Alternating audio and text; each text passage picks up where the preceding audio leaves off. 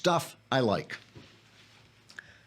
All right. So yesterday in the mailbag, that really was a good mailbag. I really enjoyed doing that. Yesterday in the mailbag, somebody asked about scary episodes, scary things for Halloween, you know. And obviously I was naming some of the things I like, which I like ghost stories. But I was thinking that, you know, there used to be all these anthology shows. I've tried a number of times. They're restarting up Spielberg's Amazing Stories, I think.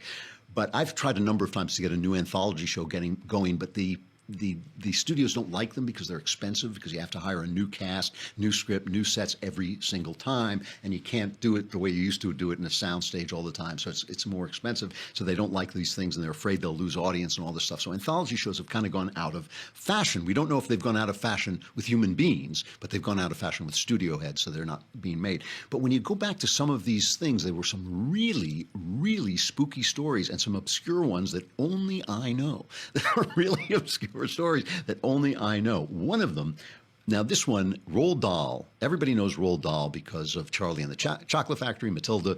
What are some of the others? The BFG, Amazing Mr. Fox, and all this stuff. He was a wonderful children's writer, but he was also a really, really weird writer for adults. And he won the Edgar several times, twice, I think, as many times as I've won it, actually. So he must be a really good writer. Yeah. I've been nominated 5 times, but I've won it twice. But Roald Dahl won, and one of the stories he won it for was called The Landlady, and it is in his anthology Kiss Kiss.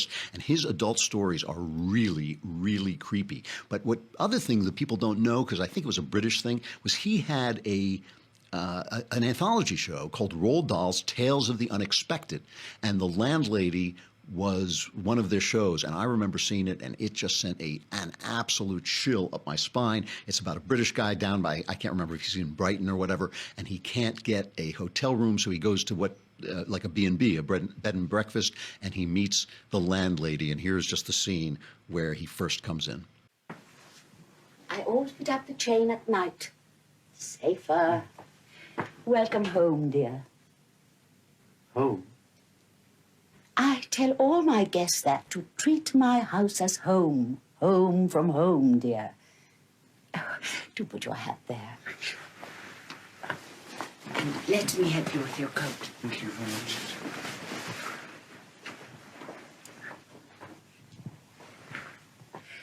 I expect you're from London, aren't you? That's right, yes. You'll find Bath so much more restful. Shall I lead the way? Oh, please. We have the house all to ourselves. The fact is, I'm just a teeny-weeny bit choosy.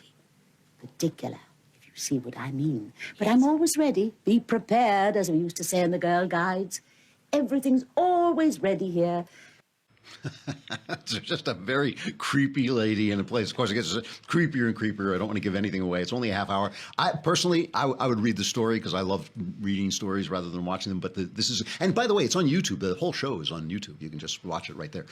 Another one from Twilight Zone. A lot of people don't know that the Twilight Zone came back in the 80s. Color version of it came back in the 80s, and it was not very good, and it was kind of, I don't know, its time had passed.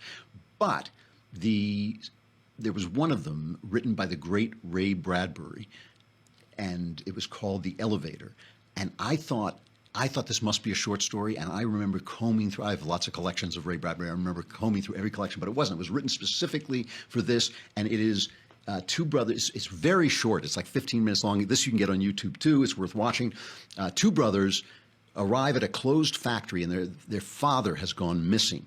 And they know he's been in there. There's rumors that he's been doing some secret experiments and all this. And the older brother doesn't really like the father that much, but the younger brother kind of idolizes him. And it's the relationship between these two brothers as they go looking for the missing father. Here's just a quick scene. Anyone here? What's the matter? Well, he told me never to come in here. He doesn't want anybody prying. He has gone mad. He's not mad. Why would he come here in the middle of the night twice a year? Maybe it's something that doesn't need to be tended to. Maybe something he's growing. Dad! It's really spooky. It gets spookier and spookier, and it actually kept me from sleeping for about 10 minutes after I watched it. So it's really good. Also, I won't play a cut from this because I'm out of time, but The Hitchhiker on the original Twilight Zone. If you've never seen the episode called The Hitchhiker, you can't get that on YouTube. You can, but it's all kind of, it's put up there by an amateur. Yeah, so it's not really good quality, but you can always, I think Twilight Zone is still on Netflix, isn't it? It's somewhere. Yeah, you can get it. It's easy to get. The Hitchhiker with one of the best episodes ever. Good Halloween watching. That is stuff I like. The Klavanless weekend is not quite upon us because you can watch Another Kingdom on iTunes. Please go on and watch it, and please subscribe. Keep Michael Knowles employed. It is a really good story, and the second episode drops tomorrow, Friday, which will stave off the Klavanless weekend, but then it will come upon you with a vengeance. But survivors will gather here on Monday. I'm Andrew Klavan. This is The Andrew Klavan Show.